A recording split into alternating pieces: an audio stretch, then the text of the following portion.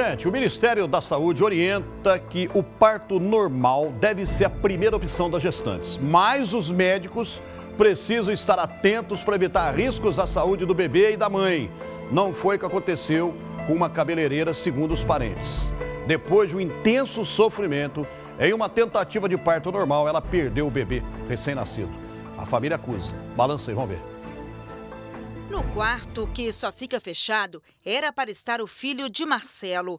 Gabriel já tinha o enxoval completo e até alguns brinquedos. No berço, cuidadosamente preparado, o garotinho nunca dormiu. É um sonho, né? A gente preparou tudo direitinho, fizemos plano, compramos os brinquedinhos, tudo que eu queria que ele gostasse, né? Que eu gosto de moto, bicicleta, esses negócios. Nós compramos e infelizmente não vai poder usar.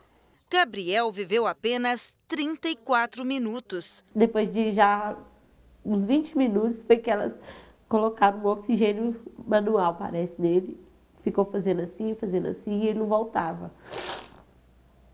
E foi a hora que a enfermeira chegou perto de mim, com 34 minutos, que ele sobreviveu só 34 minutos, e falou comigo assim que eles tentaram de tudo para poder reanimar ele, mas que ele não tinha conseguido sobreviver.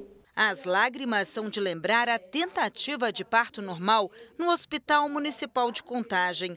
Lidiane conta o quanto sofreu nas quase 9 horas de procedimento realizado por uma enfermeira obstétrica e um estagiário. Quando elas viram que ele não ia sair, que elas empurraram que ele não ia sair, o estagiário introduziu as duas mãos dentro de mim, tipo, rasgou. Eu senti, rasgando tudo, sabe? Eu acho que nenhum animal, sabe? Nenhum animal deveria passar por isso que eu passei. Estou sentindo dor até hoje. Foi nessa hora que ele introduziu as duas mãos dentro de mim, rasgou e puxou o bebê. O pai, que hoje segura as certidões de nascimento e de óbito do filho, acredita que a perda poderia ter sido evitada. A gente ficou toda hora pedindo uma cesárea, o tempo todo. Se eles dessem essa incisão, não necessitaria do... E eles não quiseram fazer, nem isso. O caso foi em abril, poucos dias antes de um outro bebê morrer na mesma maternidade. O garotinho se chamaria Gustavo.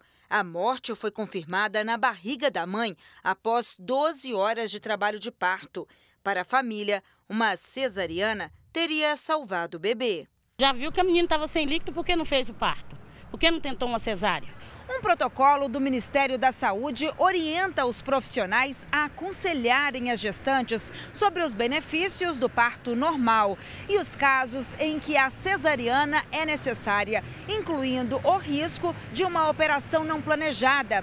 O documento destaca ainda que a autonomia da mulher sobre o tipo de parto deve ser respeitada e definida na relação entre a paciente e o médico.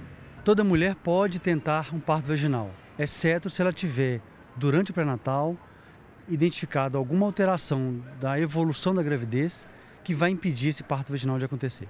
Segundo o Ministério da Saúde, dos 3 milhões de partos realizados no Brasil entre 2013 e 2016, 44,5% foram normais e 55,5% cesarianas. Analisando-se somente os procedimentos pelo sistema público, 59,8% foram partos naturais e 40,2% cesáreas.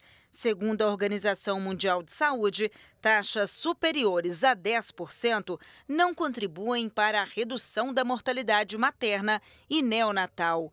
O presidente da Associação dos Obstetras e Ginecologistas de Minas Gerais explica ainda que a recomendação do Ministério da Saúde é para que o parto normal seja sempre a primeira opção, mas muitas das vezes ele não é recomendado. Se a mãe tem alguma doença, se a criança tem alguma patologia, se a criança está sentada, né, pélvica, algumas vezes uma criança muito grande para o biotipo materno, isso pode ser um problema. Então as crianças com mais do que 4,5 kg, 4,8 kg, isso pode ser uma contraindicação para parto vaginal. Estas irmãs tiveram gestações de risco e passaram por experiências bem diferentes em hospitais públicos. Há 13 anos, Vânia sofreu muito no parto de Aldrin, em que foi usado o fórceps. O menino quase morreu. Meu filho ele começou a ter sofrimento fetal, né?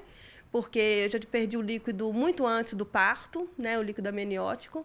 E ele ficou o dia inteiro sem mamar, porque tanto que ele sofreu para poder nascer, ele ficou dormindo o dia todo. Tamires acabou de dar à luz Giovana.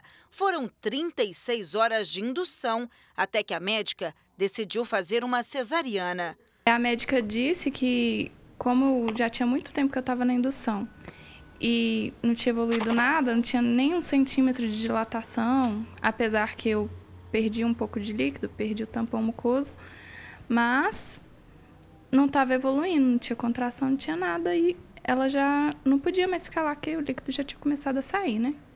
Aí precisava dela nascer e precisava de ser a cesárea. O trabalho da equipe é muito importante para isso, para que ao final a gente tenha uma mãe e uma criança saudáveis no nascimento. No caso aí, né, a criança não veio ao mundo. Nesse caso específico que nós mostramos. A Prefeitura de Contagem informou que a família da gestante mostrada na reportagem esteve envolvida o tempo todo no atendimento, sendo eles, a grávida, esclarecidos sobre as condutas que eram realizadas com a mãe e o bebê. Ainda segundo a administração municipal, os registros no prontuário comprovam que a assistência prestada foi adequada e que seguiu os parâmetros definidos pelo Ministério da Saúde. O mesmo se aplica em relação ao enfermeiro obstetra que realizou o parto.